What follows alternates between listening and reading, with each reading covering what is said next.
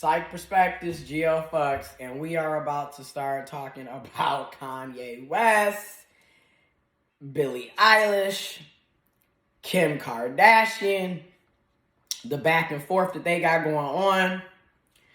And to me, these are, when we talk about toxic relationships, narcissistic abuse, manipulation, control, dysfunction, these are prime examples. These are the types of relationships that you tend to see when there is narcissism, narcissistic behaviors, potentially mental illness and mental health, personality disorders, dysfunction, and toxic relationships. All you got to do is look right at what's going on with Kanye and Kim Kardashian. Now, let's talk about the Billie Eilish situation. Billie Eilish took the time to stop everything going on at one of her concert shows because one of her attendants, one of the concert goers, was having some health issues and it was a problem. And she was able to stop the show and get it to mellow out so they could attend to the concert attendee, one of her fans, to make sure that they were safe and okay. For some reason, Kanye, in his typical egotistical world, narcissistic personality, I'm just being real in my humble opinion. And mind you, I am not a mental health professional. I'm not a licensed therapist. I'm not a psychologist. I'm not a psychotherapist. I'm not a counselor. You know what I mean? I'm not a licensed mental health professional. This is just my opinion based off of my own research on narcissistic personality disorder. Information will be in the description box below. And as always, do your own research. Take the time to investigate and critically think. It's almost 2 minutes and I've been talking. I ain't even lit this.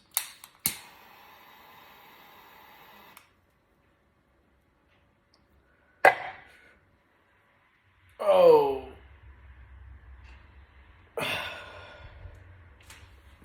Telling you. There's some good stuff. But anyway. So in this whole situation with Kanye and Billie Eilish, he got upset because Billie Eilish took the time to, address a potential dangerous situation at one of her shows. He somehow took it as disrespect towards Travis Scott. And this is what I mean by a hit dog always hollers. Now keep in mind, the situation with Travis Scott was 3 to 5 months ago. It's really sad. It's unfortunate. Innocent people died because, number one, they allowed way too many people into the concert. There wasn't, actual protocols around how many people would be able to be in here. Then they didn't have enough staff and medical staff and EMTs and what have you. Not to mention, I'm still trying to figure out why we're even allowing people to have these huge concerts and shows while we're still in an ongoing pandemic. But we know why. Capitalism. People got to make money, right? The show has to go on regardless of what's going on around us. Out of sight, out of mind. But anyways, so you got that going on. And then you turn around.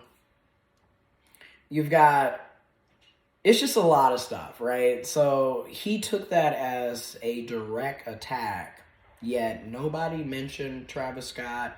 Kanye really is coming left field with this because, again, a hit dog hollers. Projection, baby. Information on projection will be in the description box below. So now he's sitting up here demanding that Billie Eilish give him an apology and then an apology to the victims, families of the Astro World situation, all because she took the time and was able to recognize something was going wrong with a fan, with a concert attendee, had the show stopped and settled so the person could get, medical attention and help. And somehow she's wrong for doing that. And somehow this is a direct attack towards Travis Scott. And for some reason, Kanye West is now Travis Scott's spokesperson. This has nothing to do with Kanye. This has nothing to do with Travis Scott. It's just that a hit dog hollers. Of course you feel attacked Because again, that situation that went on with Astroworld, that was horrible. Point blank, period. You know what I mean? But again, now, and then also, Kanye West is in a whole, new relationship, supposedly. Again, anybody that's ever dealt with narcissistic abuse, toxic relationships, dysfunction, you know how they are. Y'all have if you have a public breakup, or they discard you, or you finally discard them because you get tired of going back and forth with the toxicity and the dysfunction and the manipulation and the psychological and the mental and in some cases physical and financial abuse, and you finally walk away, or they finally discard you because they got new supply, whatever. So in this situation, Kanye got a whole new woman. He's got a whole new person. He in a whole new relationship.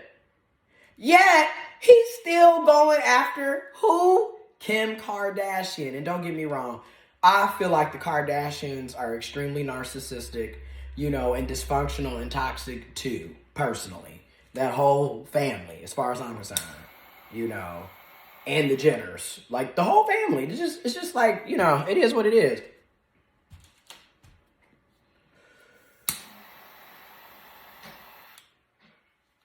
But it is what it is. But we're all sitting back, and he's like going after her and then talking trash about who Kim Kardashian is with, because she's also in a relationship. And if you notice, they both pretty much immediately broke apart from each other and then went into other relationships. That's what I mean by, to me, they're both narcissistic. And at the end of the day, this is all about attention and validation. So when you're dealing with toxic people, dysfunctional people, and or narcissistic people, they just want attention. Whether it's good, bad, ugly, neutral, they want attention. They want energy. They feed off of that. So he's trying to make it seem like it's about his children and him wanting a better custody arrangement so he can be involved and be a part of his children's life. But yet, you're sitting up here having a complete mental health meltdown, narcissistic rage, narcissistic meltdown, because you're not getting what you want. You can't control the show over there. And again, you're in a whole different relationship, yet you talking trash about who she's with. Meanwhile, we have it, Kim is basically like doesn't care that you're dating who you're dating, hasn't really made any, it is what it is. But you know who we see going through it? You. And then you're trying to make it seem like this is I'm keeping my children away from me and they're trying to take away, and now all of a sudden, as a black man, they try to take our kids from us and blah, blah, blah, blah, blah, blah, blah. And don't get me wrong, it's a lot of absentee fathers in the black community. It's a lot of absentee mothers. It's a lot of toxic, dysfunctional people who had no business procreating. It is what it is. And that's not just within the black community, but that's in general. But it is disproportionately an issue in the black community. Like, so many children in the black community don't know who their fathers are, never met them, or barely see the person. And it's, unfortunately, the baby mama, baby daddy culture, in my opinion, doesn't do anything but exacerbates the issue. That's my opinion. But you got all this going on, and it's just like, what does Pete Davidson, what he do or what he wear or how he look, what does any of this have to do with getting custody of your children and you being active in your child's life? And also, what does Billie Eilish being able to provide medical attention to a fan who was in need have anything to do with you or Travis Scott? And why are you becoming, again, you watch the chaos, the triangulation, the control, the projection. Again, they will get off, get a new person, use the new supply to flaunt and try to make the other person jealous, or to make it appear like they've moved on with their life and they're doing so well, but behind closed doors, well, in this case with KanYe, out in the open, all of this is going on. You'd be surprised how people really are, man. Like, we're seeing it right in front of our eyes. Like, this is all, like, these are case studies. People, I know people are writing case studies and books and lectures and just going in right now. This is watching the mental health crisis of this entire world on top of the ongoing pandemic, and then with social media, we're literally constantly in everybody's freaking life or whatever they give to us, right? And then people feel the need to constantly seek outward validation, which, don't get me wrong, I seek outward validation too. But I really believe you gotta have a balance. Some of that validation needs to come from within. Everything can't be about, I gotta get attention and I need this and I need this and I need that. Because again, this is all being carried out on social media. We're all in their lives. And because they want that, they need that attention. It keeps the money going. It keeps the system going. It's the flow. You feel me? It's the flow. The circle of life. Like, seriously, it's the flow. Okay? And then, too, you think about it. This is giving Kanye West, what? More publicity, more attention, more hype as he prepares for what? To drop another album. So it's just all in the works. You know, and who's to say that him and Kim Kardashian won't get back together? Or who's to say that this is fake? And who's to say that this is real? You know, who's to say any of it? We are all making observations. I'm making an observation. I'm making an assumption based off of the shit that they're putting out for us to see. But to me, for my humble opinion, based off of research that I've done, again, I'm not a mental health professional, so I can't make a professional, critique, judgment. This is just based off my opinion. And again, information is in the description box below. And as always, do your own research. Look up stuff. Share your information as well. You feel me? But in my humble opinion, this is just narcissistic as hell, dysfunctional and toxic.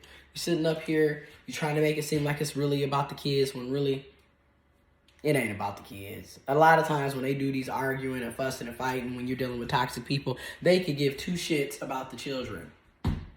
Because the children are merely extensions of themselves. They don't even, you know what I mean? They use the children to hook, line, and sinker you into the damn relationship. Because let's be real, once you get impregnated, once a person becomes pregnated, you gonna have to deal with the other person that you work together to create that child with. So at the bare minimum, you're gonna deal with that other person 18 to 21 years. That's the bare minimum. The likelihood is you're going to be dealing with them until they die or until you die. So it is what it is, because at the end of the day, y'all created a child together. So there's going to be some type of communication. Something's going to always be there. Okay? Unless the other person is a complete deadbeat and doesn't give a damn and just, I'm out, in which we see that too. Let's be real. We see that too. But they hook, line, and sinker you, and they feel like they always want to have access. So they'll use those kids to play games all day. And then again, who ultimately is going to be harmed here? I'm going to start asking this at the end of all these videos. Who ultimately is going to be harmed? The child. Because again, North, West, Chicago, West, everybody, they are of age. They seeing this. These kids are smart. They got phones at 2 and 3. They are seeing this. And you sitting up, your daddy a crazy fool, your mama out here acting crazy, everybody in y'all business. It's wild. It's wild, you know. And again, no telling what these kids are seeing and hearing and witnessing. And again, we look at how impressionable all of that is. And look at what you saw and witnessed and endured when you were a child. And then look at how you are today based off of what you saw and witnessed and endured as a child. And look at how you are today. That's another question. Because I know, and I'm not putting all blame on my parents, on my grandparents, because again, we really are products of our environment. So I've gotten to that level in my healing where I know, yes, people need to be held accountable, but I also am able to see from their view too, if that makes sense. But I know the problems and the issues and the mental health battles that I have and the PTSD that I have, all of that is directly related to what I saw, what I witnessed, what I endured. So now as I'm healing, it's like that's going to take a lot of time. And again, none of this has to happen, or you don't have to have as much of it. But when you're constantly being raised in psychotic, dysfunctional, abusive, mentally, physically, emotionally, what have you, sexually, financially, dysfunctional, toxic, abusive environments, households, family structures, it just perpetuates the problem, and it tends to create more problems. And now it's going into other generations, and this doesn't have to be that way, man. I can never make it through because this stuff, jeez. So that's all I'm saying. Like, and again, let's start at now, and then two, you see how a hit dog hollers. So KanYe is making commentary on every little thing, yet nobody's talking to him. Nobody's saying this about him. But he's getting what he has to do to keep that attention. That's what they do. So it's toxic. And again, when you deal with these types of people, they'll be off. They got to make themselves look like they're just living the best life after they got done with you, right? That's another thing and when you think about it, they're both doing that. Like, it was just weird how quickly they moved, and then like they're both like, it's just wild watching the shit happen, And again, I'm making assumptions. These are my observations, okay? Because again, we all see shit differently. That's why it's called psych perspectives. Many different perspectives. But yeah, information will be in the description box below, and I'm out.